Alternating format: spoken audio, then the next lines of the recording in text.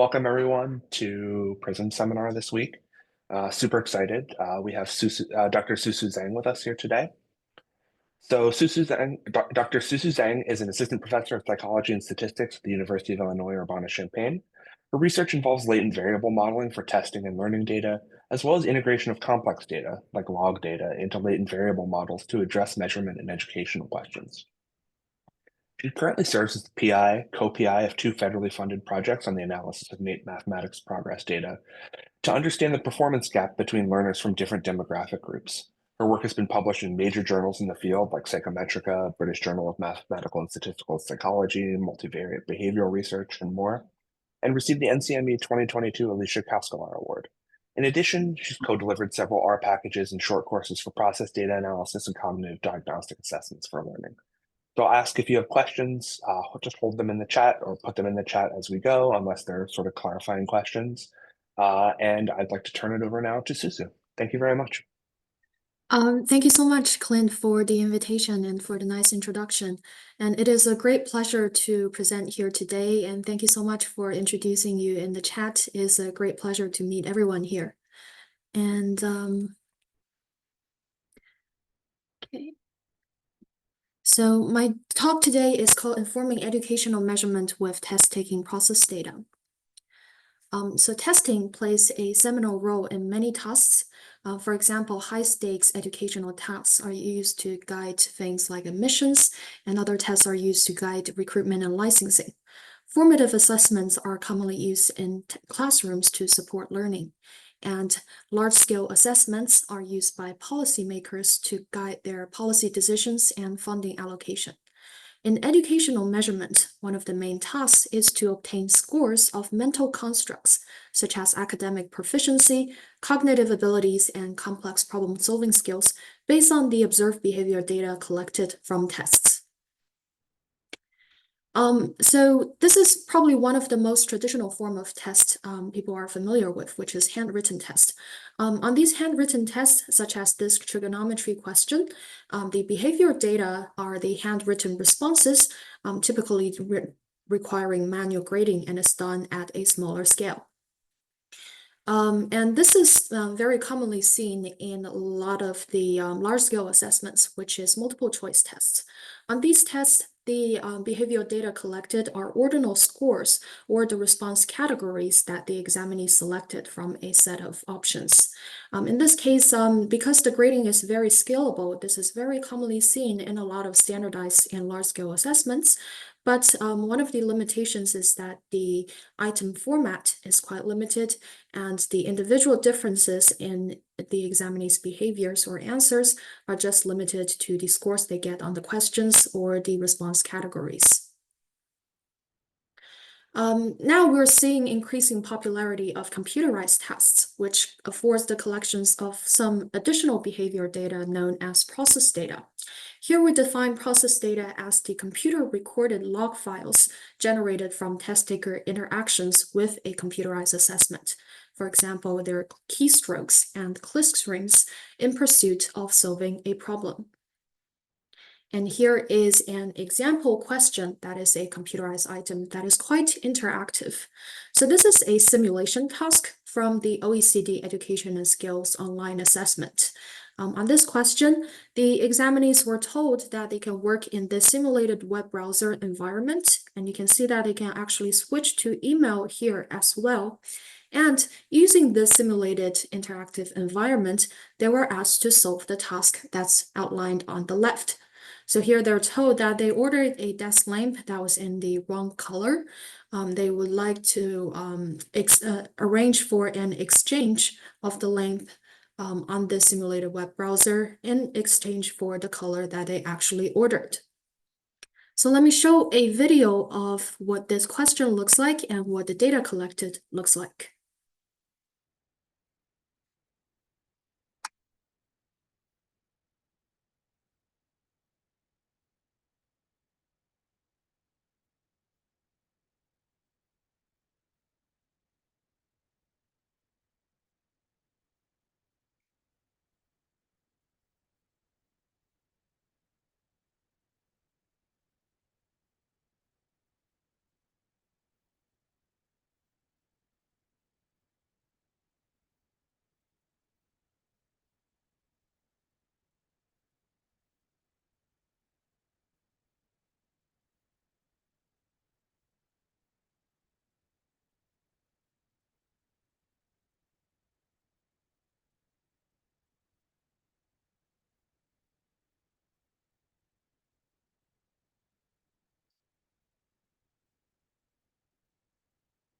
Right. So as you can see, as the examiner was trying to solve the problem and clicking buttons or making keystrokes, the sequence of actions they performed in pursuit of solving this question, including as well as the associated timestamps, are recorded in the log data.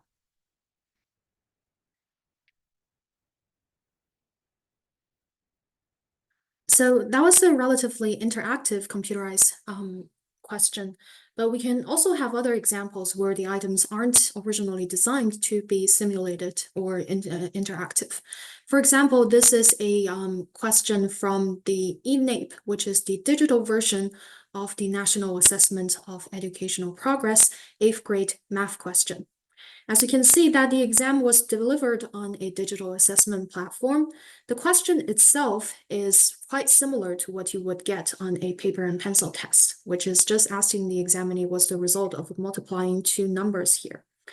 However, even for this kind of less interactive questions, it is still possible to record the computer log data, which can include things like keystrokes for the constructed response the examinee made, the tool usage. For example, they can use Scratchwork on this question here, text-to-speech, which is using this button, which allows them to read out loud what is the text over here, and things like zooming and highlighting. Because for examinees, they can actually change their answers and go back to an earlier question on this exam. So you can see they can jump between the 15 questions on the test. The log data can also document their visit and revisit history that's indicated by the multiple times that they enter and exit a specific item page. So in this talk, I want to share two studies that incorporate the features extracted from process data into latent variable models to solve some tasks that test developers and educators are interested in. The first one is related to how it can be used to improve score reliability, and the second one is related to how we can use it to understand the math achievement gap for students with learning disabilities. But before that, I want to talk a little bit about the data structure of process data. So when solving process data is available in addition to a final score on the test question, for example, on the earlier lamp return item, it's possible for people to calculate a score based on whether the examinee has completely completed the task, or did they get it partially correct or completely incorrect. So in this case, the additional process data will look something like this, where we have the events that the examinee committed, as well as the associated timestamps. You can see that the format is actually quite different from the structured data that we encounter in a lot of psychometric analysis.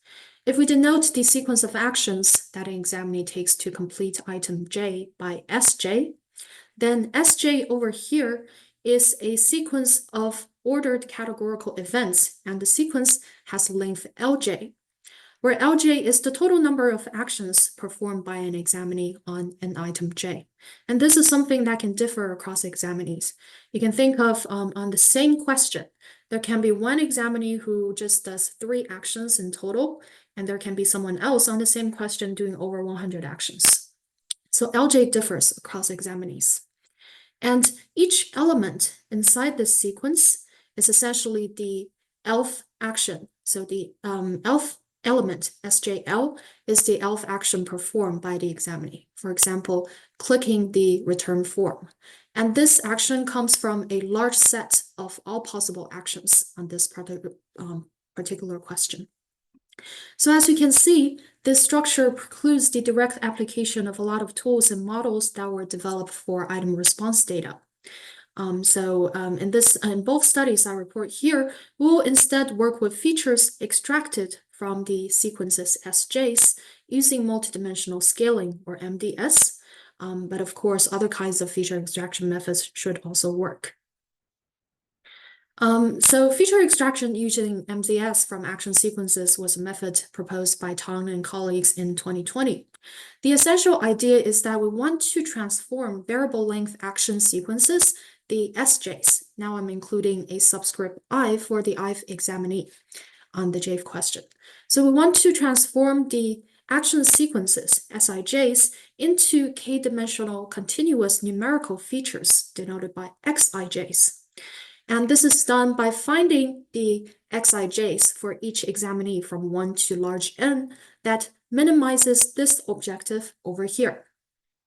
So this objective over here essentially compares the difference between the dii prime, which is the pairwise dissimilarity in two examinee I and I primes sequences on this question, and the differences in the features for them in the Euclidean space. And here, the dii primes, which are the dissimilarities between the pairs of examinees, is calculated based on an order-based sequence similarity metric, which I will discuss next. Intuitively, what MDS does is tries to preserve pairwise individual differences in the sequences.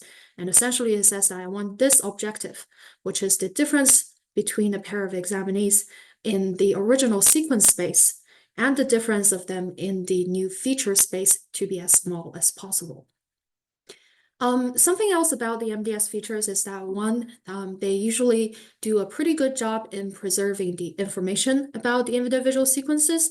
In a lot of the empirical analysis with process data, they have been shown to very accurately predict the scores on the test questions.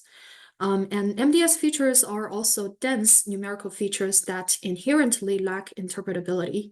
And the K, which is the dimension of the features here, is usually chosen based on cross-validation. So how are the dii primes computed over here? We're using a dissimilarity metric that's proposed by this paper in 2008. So essentially, I'm not going to go into the detail of the formula here, but essentially what it does is that dii prime depends on two parts, the blue part and the orange part. The blue part here essentially captures for two examinees' raw sequences, Si and Si prime, how are they different in the ordering of common actions. So let's consider two examinees on the same item. Both of them did a set of actions. Then do the ordering of these common actions look similar or different here? The orange part essentially captures the amount of unique actions to these two examinees. So if you imagine that there's something that examinee I did, but I prime didn't, or I prime did and I didn't do, then these will be taken into account in the G part. So essentially, you can think of if for two examinees, they're really similar in the actions they did, and the ordering of these actions are very similar too, then this dii prime is expected to be small. All right, from here, I want to move on to study 1, which is related to the application of these features to improving score reliability. So for the sake of time, I'm going to skip some of the technical details and simulation studies in my presentation here, but I'm listing the papers over here so that if people are interested in the details, you can access them. So one of the main tasks of educational assessment is the reliable and valid measurement of examinee ability, which we denote by theta, based on the observed data, which we denote by y on the test questions. We theorize that there is some underlying construct, theta, that's going to govern the distribution of the y's, usually denoted by y1 to y large j, which are the behavioral data across a total of large j questions. And then the score on the test theta hat is something that is a function of the observed data y1 all the way up to yj, or we denote it by bold y. And it is essentially an estimator of the true value of theta or proficiency that the test is designed to measure. We say that the score theta hat is reliable if it's close to true theta. In other words, the expected square deviation between theta hat and the true theta is close to 0. And for those of you familiar with math stats, you can see that this is actually the definition of the MSE of an estimator. When only ordinal final scores, which are the YJs, are available, then we have a set of established tools in item response theory, or IRT, for describing how the distribution of responses on the J question, YJ, depends on two things: the true latent ability theta we're interested in, as well as theta J, which is the set of item parameters for item J. And usually the IRT model takes this form, which says, given the true theta and the item parameters zeta j, how is the what is the probability that yj is equal to a particular value. Here's an example of an IRT model, which is the graded response model for ordinal data. Essentially, this model has item parameters aj, which are the slopes in front of theta, as well as the djc's, which are a set of intercepts for each possible response category. And this model says that given the theta and these parameters, what is the probability that the examinee's score on this question out of 0 to a maximum of large Cj is small c or larger? And based on this, you can calculate what is the probability of a particular response.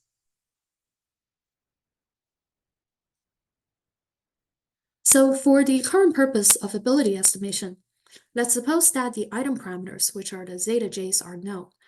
Usually in test development, we use some pre-test data to be able to pre-calibrate or estimate the zeta j's. Let's denote these by zeta hat j's. And in this case, the only unknown parameter of interest of us is the latent ability theta for each individual. In this case, theta can be estimated based on a set of just one question or more questions. For example, based on the Bayesian expected a posteriori or EAP estimator. In this case, the theta hat EAP, which is the estimate of theta based on EAP, is given by the posterior mean of theta given the observed data. So in testing, reliability is one of the fundamental pursuits. Conceptually, we want a test to be reliable because we wanted to produce consistent results across repeated measures. An ability estimator or score theta hat, which has low MSE, or the small expected deviation between theta hat and true theta, is desirable. However, for tests that are just based on ordinal responses, increasing reliability is usually at the cost of increasing the test length.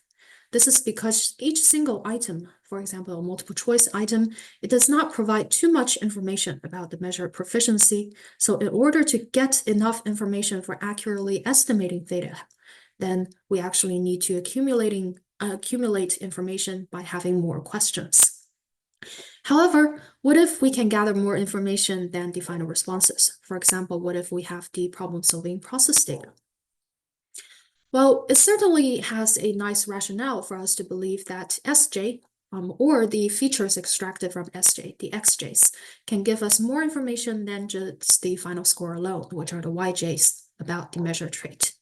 So here are two cases that are possible. The first is partial mastery. Let's suppose that we have an examinee who has some idea on how to approach a problem. They got stuck in the middle and gave up on the question. If you look at the final score, it might be 0. It doesn't tell you that it actually had some idea. But if you look at the process data, it might. Right? Another example is some careless mistakes. Right? Let's suppose there's an examinee who knows how to solve a numerical problem. However, when they were trying to use the calculator to assist them, they made a careless mistake and entered the wrong numbers on the calculator. In this case, the final score might also be 0, which doesn't capture that they actually know how to solve the problem, but the process data with the calculator log might. Another situation is strategy choice. Let's consider there might be a spreadsheet question on an exam which actually assesses how well someone knows how to use spreadsheets for their tasks. Then this question might require the examinee to use search to locate a particular row of information. However, if the examinee doesn't know how to use search, but decide to eyeball the entire 500-row spreadsheet to find the requested information, they might still get the question right. However, the final score doesn't capture that they don't know how to use search, which might be related to the measured proficiency. But at the same time, the process data as well as the process feature extracted from them can be very noisy and contain information that are irrelevant to the traits or the constructs we're interested in. For example, a lot of the times we can't find that in the extracted features, there's something that captures whether someone likes to single click or double click a button. This is something that there can be individual differences, but it's something we might not care about. So our question is, if we want to use the proficiency relevant information in the process data to improve ability estimation, Then how can we extract the signals about theta in the process but parse out the noise? And have a method that's relatively automated and can be shown to be valid and improve reliability under certain assumptions. We propose a method based on Rao-Blackwellization. So this method is based on the Rao-Blackwell theorem in math stats. The theorem in general says the following. It says that suppose we use the data, which are denoted by x, to estimate some unknown parameter of interest, theta. Then a sufficient statistic, t, which is a function of the observed data x, is a function based on x that contains all the information in x about theta. In other words, once we know t, or conditional on t, x no longer depends on theta. So suppose we have this kind of sufficient statistic, then the Rao-Blackwell theorem says the following. It says that if we have any kind of existing baseline estimator of theta, let's call it theta hat, we can actually construct a new estimator denoted by theta hat star by taking the conditional expectation of theta hat given t, the sufficient statistic, and the new estimator theta hat star can be shown to have lower or equal MSE than the original one theta hat we had. So using this regressing d theta hat on t, we can actually construct a better estimator in terms of lower MSE. So what does this mean in the process data ability estimation context? Let's suppose in the assessment scenario, our unknown parameter is theta, which is the examinee's proficiency. The x, in this case, is the observed data on the test, which can include both the response and the process data across a set of test questions. And we have a baseline estimator theta hat, which is the ability or proficiency estimate to theta we have based on the final responses alone. So here's a graphical intuition of this. In a computer-based test, our baseline is the final response-based estimator theta hat y, which uses only the yi to yj information and not the s's, so the process data.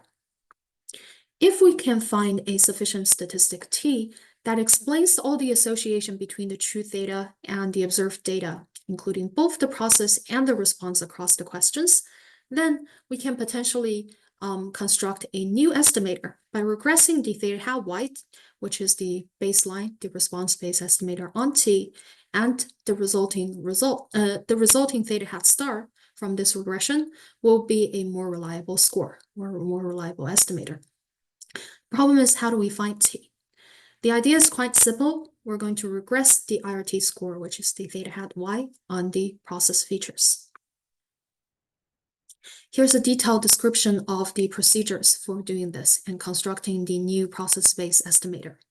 Let's suppose that we have a total of large N test takers indexed by small I, and suppose that for each of them, they responded to a total of large J test questions. On each question, both the final score yj and the process features xj are available. Let's use theta hat yj to denote a trait estimate based on yj alone.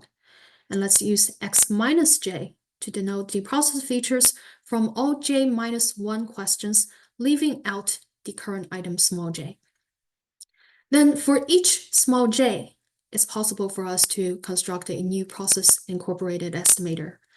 What we do is first, we regress theta hat yj, which is the single jth item-based ability estimate on the x minus j's, the process features on the remainder questions. And this will give us a result t x minus j. And then in the second step, we're going to regress the theta hat bold y, which is the ability estimate based on the total of large j. So all of the item responses on this output of the first step, the tx minus j, and let's call the result theta hat x minus j. So in the end, because we have a total of small j of them, we can take their average and construct a overall process-based estimator theta hat x. So intuitively, for each item, we did 2 steps. The first step is a regression that obtains us a sufficient statistic of the observed data on all items except j. And then in the second step, it essentially performs the raw blackwellization, which is using the original estimator based on final scores alone and regressing that on the sufficient statistic. So under certain regularity assumptions, it can be shown that the tx minus j and yj combined for each small j are sufficient for theta, and for each item j, the theta hat x minus j, which is the output estimator we get in the second step, has lower MSE compared to the original theta hat y. And of course, then the result of the average of the theta hat x minus j's, which we call theta hat x, which summarizes all of the information across all questions, also achieves lower MSE. In other words, it has higher reliability compared to our final response based one. So I want to talk a little bit about the intuitions behind our assumptions for this to hold. Our first assumption says that the expectation of theta hat yj, which is the ability estimate we get from the single question j, given theta, is monotone in theta. In other words, we want this question to be good in the sense that for someone with higher true proficiency, their expected score or ability estimate on this question should also be higher. So if this is violated, you can think of there might be someone with higher proficiency who's expected to get a lower score on this question, and maybe this question itself should be revisited. The second assumption here says that given the latent trait theta, the final response on the jth question and the process features on the remaining questions are conditionally independent. This also requires the question to be good in the sense that there can be a lot of noise in the x minus j's. So the process can contain a lot of construct irrelevant information. However, we want the final score yj to not capture these things. If it does, it means that the question score depends on something else about this person's trait that's shown across questions that's not related to what we're interested in, and this question's validity should be visited as well. The third assumption was for technical development. It essentially assumes that the process features follows a exponential family distribution. For this study, now I want to talk about the empirical study we did, which is based on the PIOC PSTRE. So the PIOC stands for the Program for International Assessment of Adult Competencies. It's an international study carried out by the OECD that assesses the cognitive and workplace skills of working age individuals worldwide. And in 2012, the examinees were assessed on 3 cognitive skills, which were literacy, numeracy, which are the 2 that are always administered, and something else called PSTRE. So PSTRE stands for Problem Solving in Technology-Rich Environments. It's defined as the use of digital technology communication tools and internet to obtain and evaluate information, communicate with others, and perform practical tasks. The questions on this PSTRE assessment were a total of 14 questions that look like that early one we saw on the lamp return. So the lamp return was actually one of the questions on the PSTRE assessment. So for these questions, the examinees were asked to work in commonly seen information communication technology interfaces, including email clients, spreadsheets, and web browsers to complete some specified task. The dataset we used contained a total of over 2,000 participants from 5 countries or regions. The individuals were administered a total of 14 PSTRE items, and we chose examinees who didn't skip any questions. So these were examinees who performed some action on each question. And for all of the results reported later on, they were cross-validated. In terms of when we report the evaluation results, it's based on the test sample, which is excluded from item parameter estimation, process feature extraction, and training the regressions for the new scoring rule. One problem we have is that on the real data, the true proficiency is unknown, right? So in order to have some method to compare the process and the final score-based estimators, what we did was the following. We split the 14 items into 2 parts, each with 7 items. And you can see that there are a total of 14 to 7 ways to do this. We randomly sampled 30 splits out of all of the possibilities. The first 7 items were used to implement the two different scoring rules. We have the one based on final responses, which are the scores on each of the 7 questions, and we have one that's incorporating the process information, which is the proposed estimator. And the second 7 items were only used for evaluation purposes. On these separate questions, we calculated a theta hat star based on just the response data on the remaining 7. And this theta hat star is used as the reference that we can use to compare with the estimators from the first 7 questions in terms of MSE, this lower the better, and Kendall's rank correlation. For this, the higher the better. So here are the results for MSE. For MSE, the lower the better, right? On the y-axis is the MSE. The x-axis is the number of questions we use from set 1, which can range from 1 to 7. You can see that there's no 7 over here. This dashed line over here essentially represents the MSE we get if we use all 7 items from the first set to obtain the ability estimate. The box plots over here are respectively using this number of items from set 1, the MSE distribution when we compare it with the second set based on the process or the response. And the distribution over here is essentially the distribution over the 30 possible random partitions of the items into 2 sets. You can see that here, the process incorporated ability estimator consistently outperformed the response-based one across, so starting from 1 question alone all the way up to 6 questions. And in fact, with about 2 questions, if we incorporate the process information into scoring, we achieve similar MSE compared to using all 7 questions final responses to obtain the proficiency estimate. For Kendall's rank is quite similar. In this case, the higher the better. And we can see that the process incorporated estimator also agreed more in rankings with the ability estimate based on final scores on the second set. We're interested in when these 2 scoring rules disagree. So what we did was when we used the process-based scoring rule based on all 14 items and we obtained the similar score based on all 14 items final responses, when we regress one of them on the other and look at the studentized residuals, we can look at the extremes and look at what are the cases where the 2 disagree the most in an examinee's ranking. So on this scatter plot here, the blue triangles are the individuals who had the highest 10 studentized residuals. So these are individuals whose outcome-based estimate of proficiency was ranked much higher compared to the process-based one. And for these individuals, we went back to their original raw sequences and how they did the questions to search for interpretations. We found that for a lot of these examinees, they solved the questions correctly, but with inefficient strategies, like eyeballing an entire spreadsheet instead of using search to get information, or at a place where they can use copy-paste. They didn't. They just hand-typed a lot of text.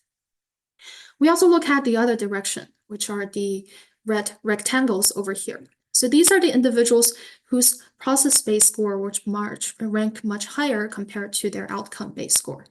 When we look at the process and the raw log data of these individuals, we found that these were ones who clearly know how to solve the questions, but made careless mistakes or gave up when they were almost done. So for example, the examinees were asked to sort emails in a particular folder, but these were examinees who knew how to sort emails or classify emails, but they went to the wrong folder for doing that.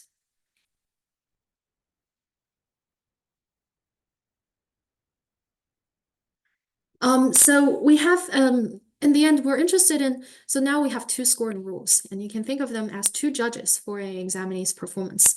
One of them does so based on the, I only want to look at the final results. And the other one says, in addition to the final results, I also am interested in how the examinee approached the problem. So when the 2 judges disagree, which one does a better job in predicting the performance on similar task? What we did over here is on the first set of 7 questions, we look at the different deciles of the studentized residuals of regressing the polytomous score on the process score. So on the bottom, these are individuals whose process score was much higher in ranking compared to their response-based score. In the middle are people whose ranking based on the 2 scores were relatively agreeing. And on the top or individuals whose response-based score was ranked much higher compared to their process score. And we compared these in the MSE in terms of agreement with the 7 items on the second set. What we found is that when the 2 procedures agree, which are for the individuals in the middle, the MSE were quite similar. But when the 2 scores disagreed in the examinee's ratings, the process-based score always tend to agree more with the performance on the similar tasks. So as a quick summary of the results, we propose a procedure for process-incorporated scoring based on the Rao-Blackwell theorem and has a theoretical justification for MSE reduction, which essentially translates to improving reliability in the estimator. And this procedure is relatively automated in the sense that it's easy to scale up as long as the final response information across the questions are available to be used as a target for the scoring. And on a fixed length test, this can be used to improve reliability. However, if we want to design a short test, it can potentially mean we can have a shorter length test without sacrificing the reliability of the test. From here, I want to move on to the second study, which tries to use process information to explain performance gaps for test takers. So this second study is based on the National Assessment of Educational Process and Progress data. The NAEP is a continuous assessment of what U.S. students know and can do in various subjects. It serves several goals, including monitoring changes in U.S. student achievement, measuring achievement of different demographic backgrounds, and guiding educational policy and resource allocation. The math assessment has consistently shown that the learners with learning disabilities, denoted by LD, continuously exhibited poorer math performance than their typically developing or TD peers. So I'm displaying the most recent NAEP results in 2019 and 2022. What you can see over here is that for the students identified as having disabilities, there is a substantial amount of them who scored at the below basic level on the NAEP math assessment. And this is despite that there has been a lot of efforts in improving the accommodation and the design accessibility of the test, as well as providing them accommodation in their education.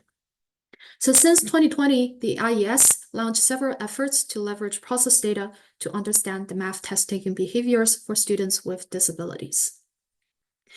So this is a question from the NAEP math assessment in 2017. On this question, the students with learning disability, or the LD students, had a remarkably lower chance of a correct response, so about 21% compared to their typically developing or TD peers, which is about 50%. But the response data only tells us the LD student did worse on this multiplication question, right? 4.9 times 1.5. But the process data affords us one opportunity to try to understand what exactly the students with learning disabilities are doing differently in their test-taking process that potentially has led to the difference in the performance between these two groups. So our question is, are there specific test-taking sequence patterns that are distributed differently across LD and TD students, which may account for some of this score gap on this question? To address this, we propose a latent class mediation analysis procedure, or LCMA, which serves 3 purposes. First, to identify the latent classes for test-taking sequence pattern underlying the distribution of process features. Second, it tries to find the set of process features out of a high-dimensional subset that can best explain the effect of the observed group membership at the outcome. And third, it tries to assess the indirect effect of group membership on the outcome through the nominal latent class mediator. So the latent class mediation model looks like the following. We use G, which is 0 or 1, to denote the group membership of the examinee. So for this example here, G equals 0 if it's a TD examinee, and G equals 1 if the examinee has learning disabilities, LD. Y is the final score or some kind of outcome of interest. So it's going to be 0 or 1, which is indicating correct or incorrect, incorrect or correct. The omegas here, which ranges from 1 to large L, are the latent class membership for the test-taking process, which is summarizing the test-taking patterns for the examinees. The M1 to MKs over here are the k-dimensional process features that we are used to measure omega. We're using M's over here because we are using them to find potential mediators from the process features. The model assumes that the relationship between G and Y, which is essentially the group differences, is mediated by omega, the latent class underlying problem-solving process patterns. So let's take a look at the components of this model.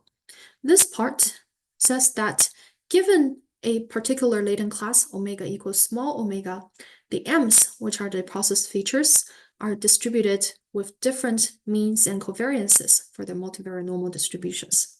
Intuitively, this says that examinees in different latent classes demonstrate different kinds of sequential patterns, which are reflected in the process features.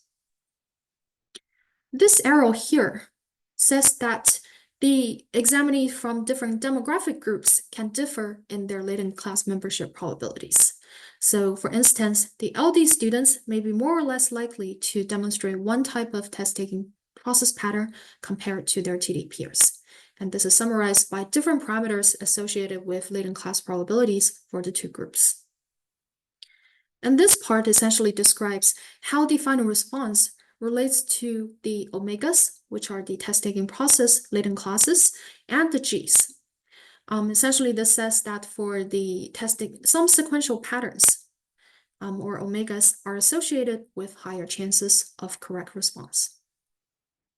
We also want to quantify the indirect effect of the nominal latent class mediator. And we're going to use a direct effect and total indirect effect calculation based on these methods in previous literature. The intuition of calculating the TIE, which is the total indirect effect, is as follows.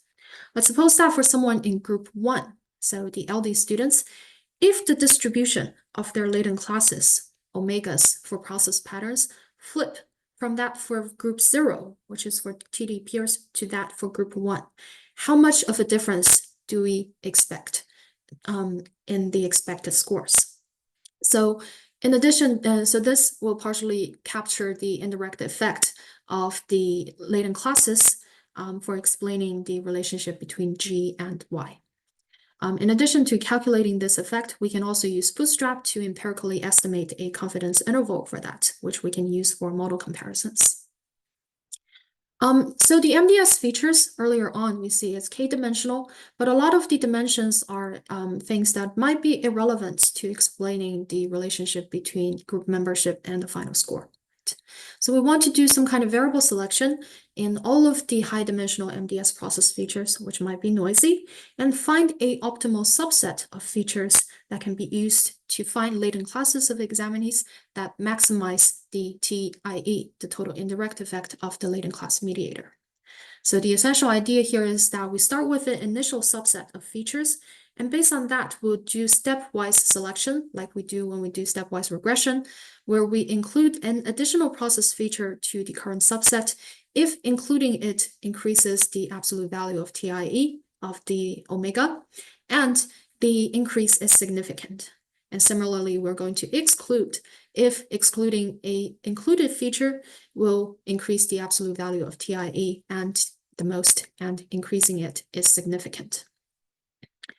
We analyzed the data on the NAEP math assessment multiplication question.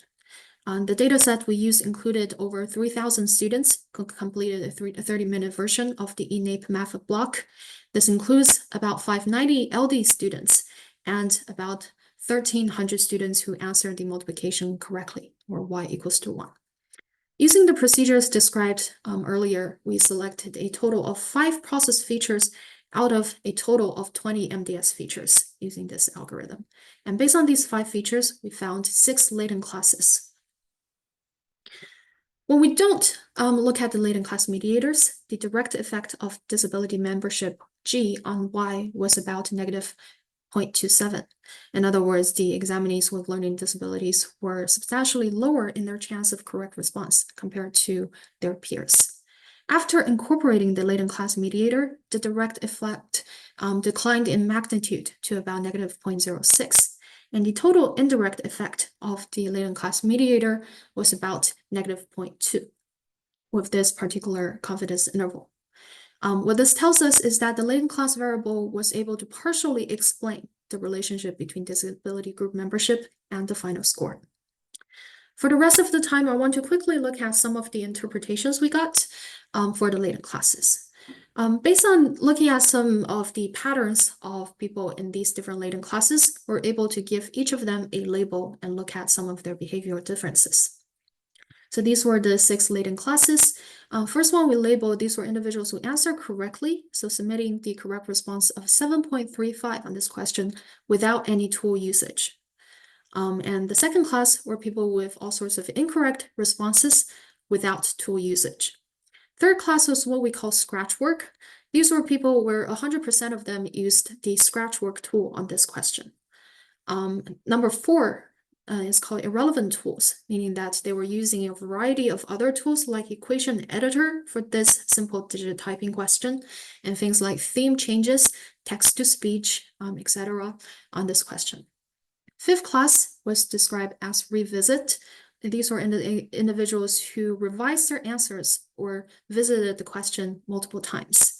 And the sixth class is actually corresponding to a particular incorrect response. So when we look at the latent classes, the most common responses and the proportions associated with them. For example, for the sixth class, 100% of these students entered the wrong response of 73.5, which is essentially placing the decimal at the wrong place in the multiplication. Everything else was correct. We can see that the different classes were actually associated with some different incorrect answers. So for class 1, everybody was correct with 7.35.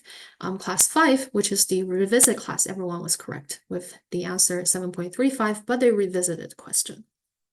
And we see some other kinds of incorrect responses that are not associated with decimal points, like 8.5 and 4.45, which I wonder how the students arrive at these answers. And then I figured out there were students who were multiplying the things on the left side and the right side of the decimal separately and somehow shoving them together.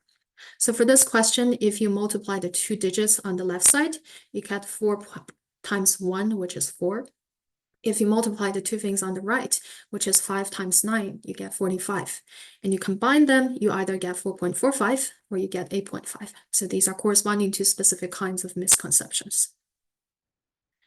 And we found that there were actually group differences in the latent class distributions. And here's a summary of some of the observations we got. When not relying on any tools, the LD students were more likely to be incorrect. So these were corresponding to the first 2 classes, which are the examinees who chose not to use tools on this question. But we can see that when the examinee chose not to use tools, the LD students were more likely to be in class 2, which was incorrect answers, and the TD students were more likely to be correct. When the examinees chose to use scratch work, which is very useful for this multiplication question, then the LD and TD students both performed better. The LD students were more likely to browse and try tools that are less relevant to solving the question, which was actually a class that's associated with lower correct response probability. And TD students were more likely to revisit and review the item and submit the correct response. And lastly, we found that there was this last class, which TD students was actually slightly more likely to be in. So, but this difference is quite small, so we cannot tell whether it's actually substantial, statistically and substantively meaningful. However, we found that the TD students were slightly more likely to submit the common incorrect response of 73.5 due to the decimal point error without the use of tools. With that, I want to wrap up my study, and I would like to acknowledge my collaborators, which were the co-authors of the 2 papers. And this included my student from UIUC, Sunbom Kwang, as well as my previous collaborators at Columbia University. And this research was supported by the NSF and IES grants listed here, and I was fortunate to obtain the NAEP and the PIAC data for the current analysis. Thank you very much. Thank you so much, Susu. That was an excellent talk. If anyone has any specific questions, I invite you to either raise your hand, dump it in the chat, or unmute and ask them now. Panos, do you want to get us started?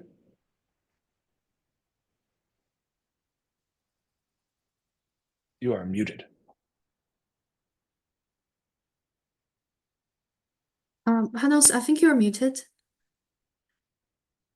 Oh, I'm sorry. Okay, thank you. I thought I unmuted, but I may have double-clicked. Thank you. This was an amazing talk. And I have so many questions, but I need to also dig deeper into your methods.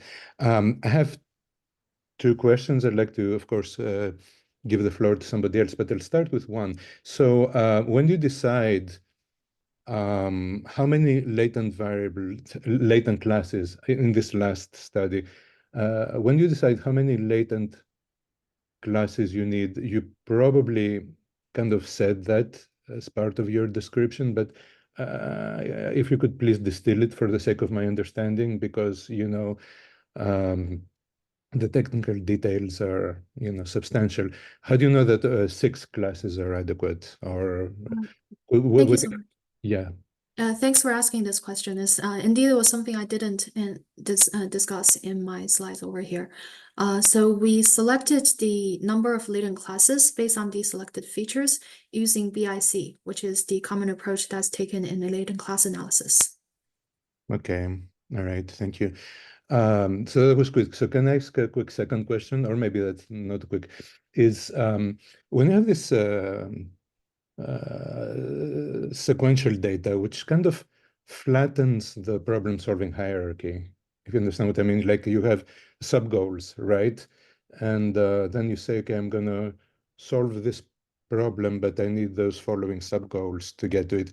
And sometimes you can see that in the early example, the first example you used, if you launch a smaller window as a dialogue, that usually would represent a sub-goal. And then you do the individual steps in there, and then you close the window, and that sub-goal is completed.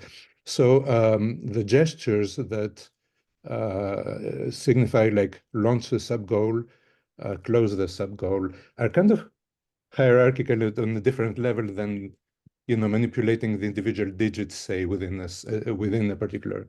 And in my work, I'm fascinated by that, and I want to see if I can discover the sub-goal structure of how people do it, especially in open-ended tasks.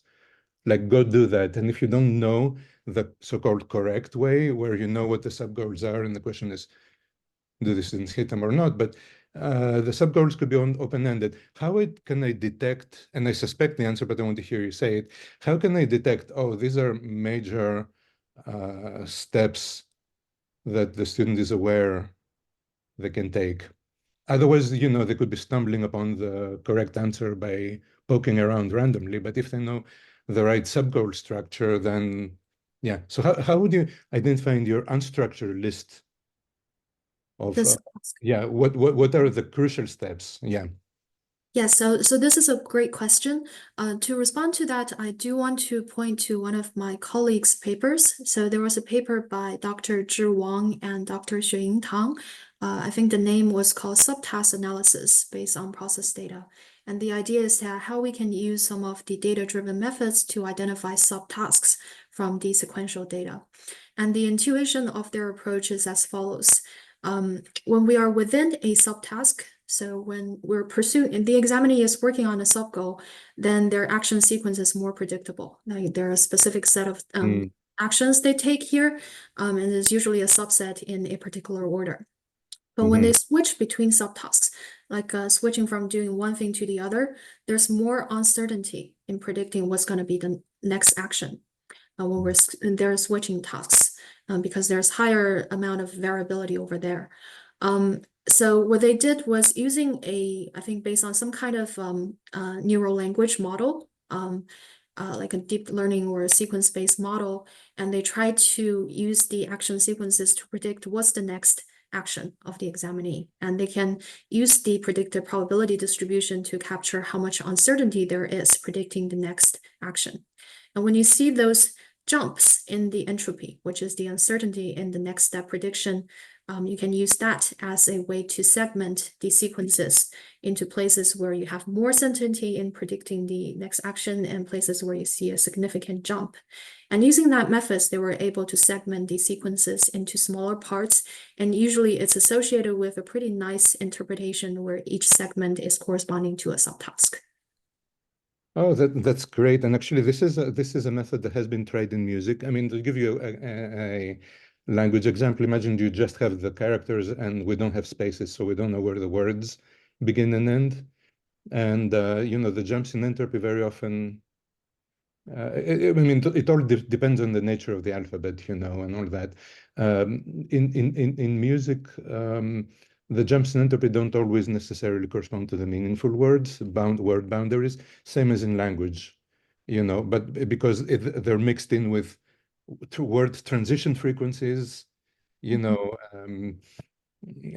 like if a certain word follows routinely another word, right, then the predictability, you know, the entropy is going to be low. You know, so but anyway, I suspect that in your data it might be cleaner to see this like jump in entropy. So yeah, thank you. That was a very good. And I will check out Clint. Thank you so much for the paper you put in the chat. I'll definitely take a look at that work. All right, thank you. Hi, I had a less technical question for you. Thanks for sharing this work. Your research is fascinating. My interest is in supporting adult learners in vocational training settings.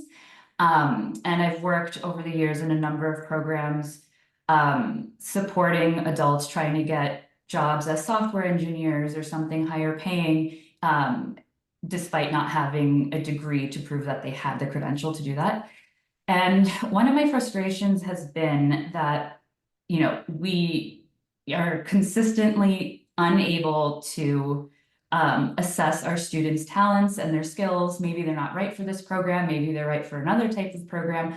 And it's, I've wondered over the years, like what kinds of assessments we would need to produce to, you know, accurately assess their skills or do it better. And this work is really exciting because it suggests that, you know, we wouldn't need to change very much about what we're testing, just gather more data about how they are learning, which suggests that we wouldn't have to change very much at all. And I find that really fascinating and something that I'd want to learn more about. And I wonder if you know of any applications of this research in workforce development settings or vocational training settings. Thank you so much for the question. So I know that the PIAC assessment, which I discussed over here, was actually designed to assess the workplace individuals' cognitive and workplace skills. I know Dr. Qiwei He at Georgetown University, she had a recent grant that was related to looking at the PIAC process data to maybe gain additional insights into how we can help working age individuals improve in these skills. So I think this work will definitely be relevant. It might be constrained to what the PIAC assessment was measuring, but I think maybe some of her work is going to point to research in that direction. Thank you so much. So we are slightly over time. If Dr. Zhang is willing to stick around, we could maybe take one more question, but I want to thank everyone for coming. And I really appreciate having you at PRIISM seminar. So if you want to give her one quick round of applause before we log off, that would be great. Thank you so much. And thank you so much to everyone for being here. And it's a pleasure to present here. And yes, I can stay for a couple of minutes for questions. Yeah, thank you so much for your work. It's really interesting. I have a little questions about like your method. Like for your log data, you use the sequence about like items. I'm wondering, is it possible like for because it requires like the items should be like independent, like by the sequence. What if like items are related or like the sequence of items are related to each other? And also, what if like one items are measured like multiple ability instead of like one delta, they have multiple delta, like is there a way to address those problems? Yes, so thank you. Both of them are great questions. I'm guessing you're referring more to the first study, where we had so your first question is related to the conditional independence, right? So yes, it is okay and it's very reasonable for the sequential patterns across questions to be related. In fact, we found that in addition to ability, that's something that we can use to capture the dependence in the sequences across questions. There are a lot of things like whether someone likes to double click, a lot of the problem solving styles, whether people on a simulated platform, they like to use those toolbar icons or use a drop-down menu. These were all things that we see are quite consistent across questions. So the process data, they can contain a lot of these information irrelevant to the trait we're interested in, and we can see that individuals tend to have similar patterns across the questions.